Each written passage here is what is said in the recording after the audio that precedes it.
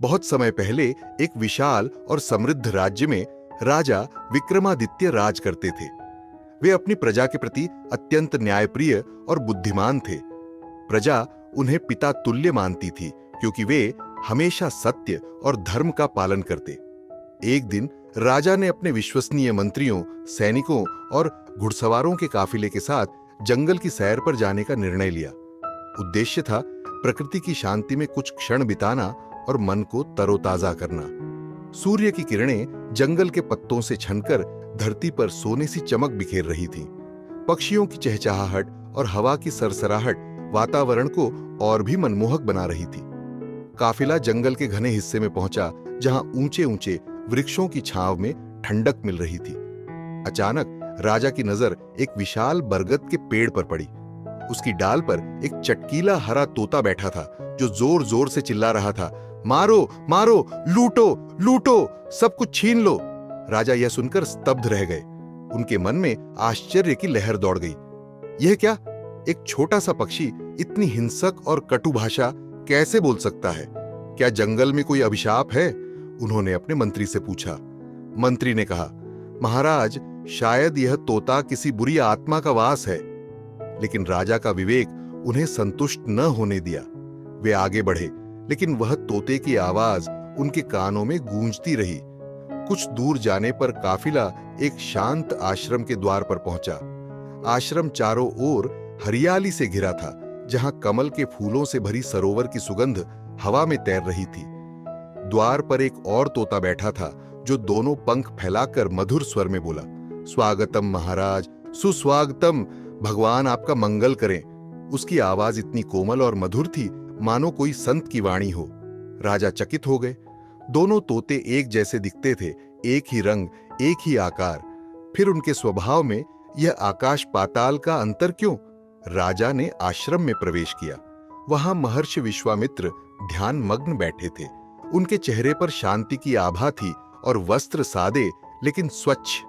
राजा ने उनके चरण स्पर्श कर पूछा, गुरुदेव, मैंने जंगल में दो तोतों को देखा।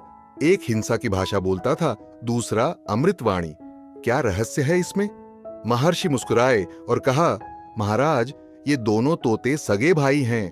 एक ही घोंसले से निकले, एक ही मां के दूध पर पले, लेकिन भाग्य ने उन्हें अलग राहें दी। महर्षि ने विस्तार से सुनाया। पहला तोता जब छोटा था जंगल के डाकुओं के जाल में फंस गया। डाकू उसे अपने अड्डे पर ले गए। वहां दिन रात लूटपाट, मारकाट और गालियों की धमक सुनता रहा। धीरे धीरे उसकी बोली भी वैसी हो गई। वह उनकी संगत का दर्पण बन गया, हिंसक, लालची और क्रूर। दूसरा तोता भाग्यवश इसी आश्रम में आ गया। यहां ऋषियों के मुख से ओम नमो भगवते, स्वागतम और वेद मंत्र सुनते सुनते उसकी वाणी मधुर हो गई। वह शांति, प्रेम और सम्मान की भाषा बोलने लगा। राजा की आंखें खुल गईं। उन्होंने कहा, गुरुदेव, तो दोष तोतों का नहीं, उनकी संगत का है। महर्षि ने सहमति में सिर हिलाया। बिल्कुल महाराज, जैसे संगत वैसी वाणी, जैसे साथी वैसी संस्कृति। मनुष्य भी तो पक्षी ही है। संगत से उसके विचार, आदतें और भाग्य बनते बलते हैं। राजा लौटे तो उनका हृदय परिवर्तित हो चुका था। राज्य पहुंचकर उन्होंने प्रण लिया, मेरे राज्य के हर बच्चे को अच्छी संगत मिलेगी। पाठशालाओं में संतों की कथाएं सुनाई जाएंगी, बुरी संगत से दूर रखा जाएगा। उन्होंने नीतियां बनाई, गांवों में सत्संग, युवाओं के लिए नैतिक शिक्षा। प्रजा खुशहाल हुई, अपराध कम हुए।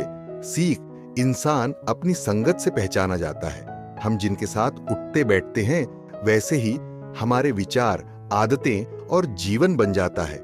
बुरी संगत जहर है, अच्छी संगत अमृत। चुनो सावधानी से।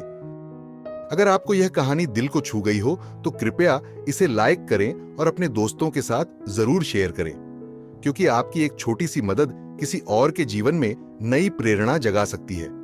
और अगर आप ऐसी ही और भावनात्मक और प्रेरक कहानियां सुनना चाहते हैं तो हमारे चैनल को सब्सक्राइब करें और बेल आइकन दबाना न भूलें, ताकि हर नई प्रेरक कहानी सबसे पहले आप तक पहुंचे।